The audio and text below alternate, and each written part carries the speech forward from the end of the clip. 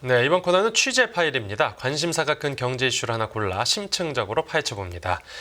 인공지능 반도체 대장주 엔비디아가 시가총액 3조 달러에 등극하면서 미국 증시에서 시가총액 순위 다툼이 한층 치열해졌습니다. 이 엔비디아 주가가 너무 올라서 얼마 전엔 액면 분할까지 했는데 이 미국 증시 소식 국제경제부 강수지 기자가 정리해드립니다. 네, 어서 오십시오. 안녕하세요. 네, 엔비디아가 마이크로소프트와 애플에 이어서 3조 달러 클럽에 가입했다고요? 네, 그렇습니다. 인공지능 반도체 선두주자인 엔비디아의 시가총액이 3조 달러를 넘어서면서 애플을 제치고 시총 2위까지 올라섰습니다. 이로써 엔비디아는 애플과 마이크로소프트에 이어서 세 번째로 시총 3조 기록을 세운 기업이 됐습니다. 미국 증시 역사상 처음으로 시총 3조 기록을 넘어선 회사는 지난해 7월 애플인데요. 네네. 이후 올해 1월에 마이크로소프트가 그리고 이달 초엔 엔비디아가 3조를 넘어서면서 이 빅3 기업 모두가 시총 3조를 넘어섰습니다. 네. 현재는 엔비디아의 시총 순위가 다시 3위로 주춤하긴 했는데요. 주목해야 할 점은 엔비디아의 꺾이지 않는 기세입니다.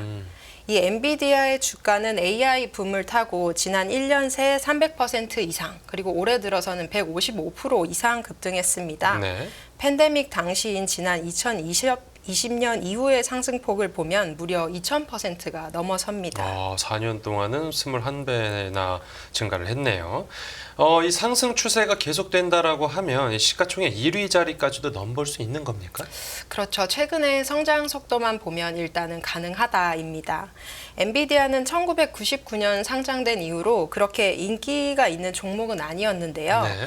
최근에 AI 열풍을 주도하면서 빠르게 성장하고 있습니다.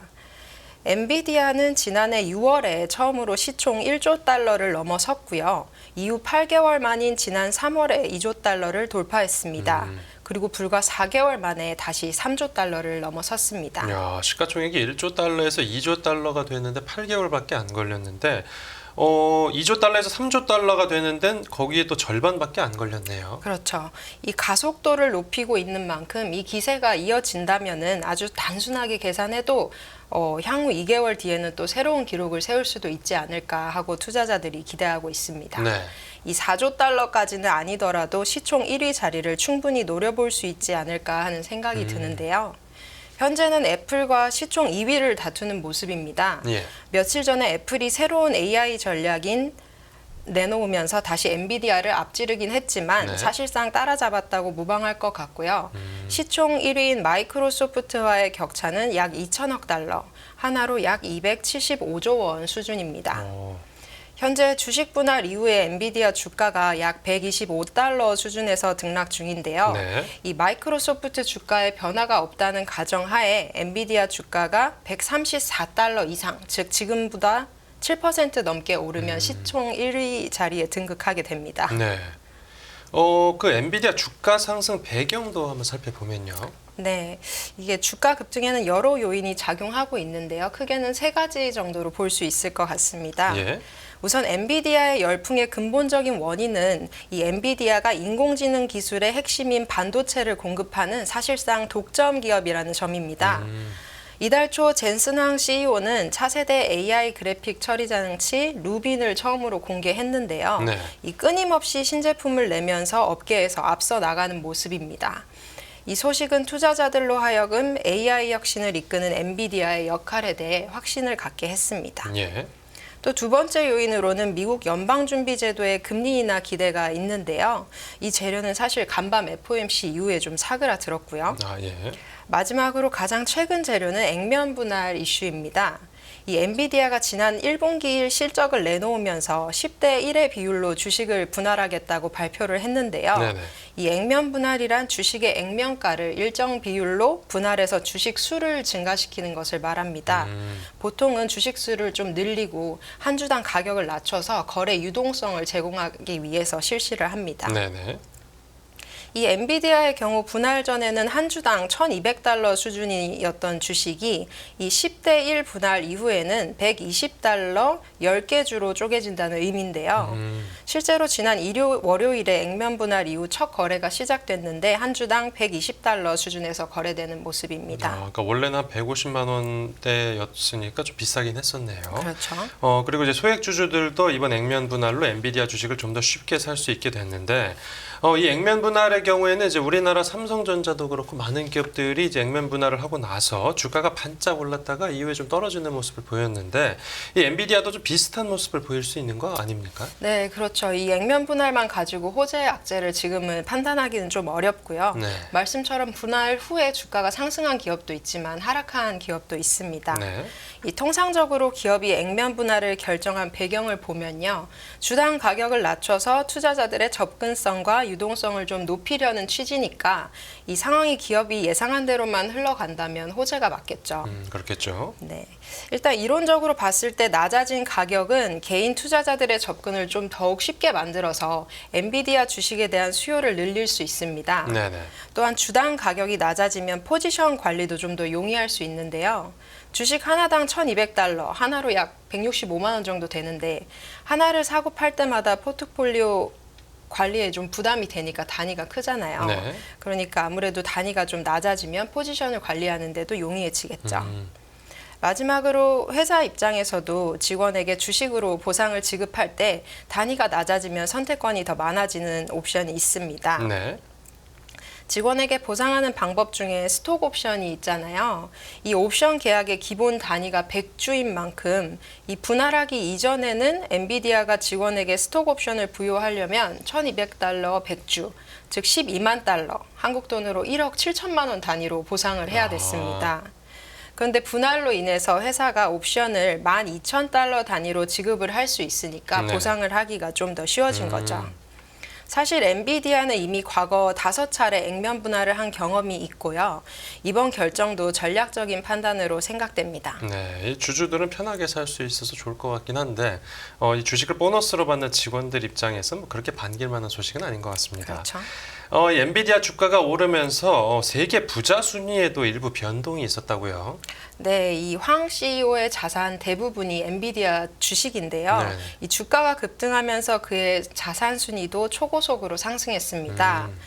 현재 황 CEO는 엔비디아 발행 주식의 3.5%가 넘는 8,676만 주를 보유하고 있는데요. 네. 이 5년 전에 주가가 33달러 수준이었는데 최근에 1,250달러를 넘어서기도 했으니까 얼핏 들어도 엄청난 규모의 자산 증가죠. 네. 현재 황 CEO 바로 윗순위에는 델 테크놀로지의 마이클 델 회장, 그리고 인도 릴라이언스 인더스트리의 무케시 안바니 회장이 있습니다. 네. 이들과는 격차가 그리 크지 않아서 주가가 조금만 상승해도 금방 따라잡을 수 있을 것 같습니다. 다만 현재 세계 갑부 10위인 워렌 버핏 버크셔 해서웨이 회장과는 300억 달러 정도의 격차가 좀 있는데요. 그러나 최근 기세라면 황 CEO가 곧 10위권에 들어가는 것도 그리 어려운 일은 아닐 것 같습니다. 네, 10위권에는 어떤 막강한 상대가 버티고 있지만 세계 부자 순위 10위권에 들어갈 가능성이 있다라고 말씀을 해주셨는데 이 젠슨화 CEO가 엔비디아 주식으로 대체 뭐 얼마나 번 겁니까?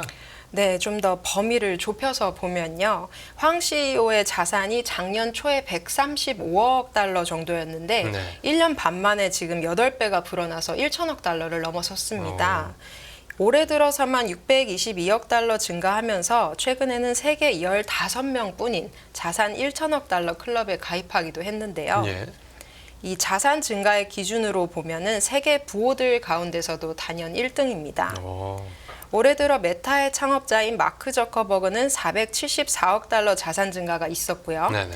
아마존의 창업자 제프 베이조스는 300억 달러, 그리고 버핏은 160억 달러가 늘었습니다. 또 엔비디아가 3조 클럽에 이제 가입을 하면서 기술주들이 시가총액 1위부터 3위까지 싹 어떻게 점령을 했는데 과거에도 이런 경우가 또 있었습니까? 네, 이렇게 빅3 기업이 한 섹터인 경우는 1980년 이후 처음이라고 해요. 그때 닷컴 버블이 한참이던 1999년에도 빅3 기업 모두가 기술 기업은 아니었습니다. 당시에 탑3 기업 기업은 기술 기업인 마이크로소프트와 시스코 그리고 제조업체인 제너럴 일렉트릭이었습니다. 네네. 또한 빅3 기업의 전체 시총에서 차지하는 비중도 지금 역대급으로 가장 큰데요. 예. 현재 마이크로소프트와 엔비디아, 애플의 시총의 합은 약 9조 4천억 달러로 전체 시총의 20%를 넘게 차지하고 있습니다. 네네. 이러다 보니 일각에서는 기술 집중 현상에 대한 우려를 나타내고 있습니다.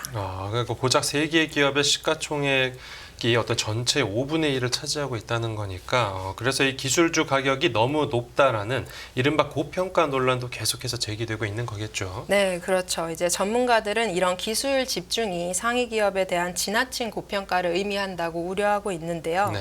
이 주식 분할 전에 엔비디아 주가를 기준으로 보면요. 올해 들어 이제 150% 이상 상승했다고 말씀드렸는데요. 이는 내년에 예상되는 주당 순이익의 약 45배 수준에서 거래되는 셈입니다. 네. 전문가들은 마이크로소프트의 주가가 올해 겨우 16% 상승했고 애플의 주가가 12% 상승했다는 점에서 엔비디아의 빠른 성장을 우려하고 있습니다. 네네. 이 AI의 수요의 폭발적인 증가로 혜택을 볼 수 있는 다른 기술주도 많은 만큼 투자자들도 상황을 좀 더 신중하게 살펴보면 좋을 것 같습니다. 네, 알겠습니다. 오늘 취재 파일은 여기서 마무리하겠습니다. 잘 들었습니다. 감사합니다.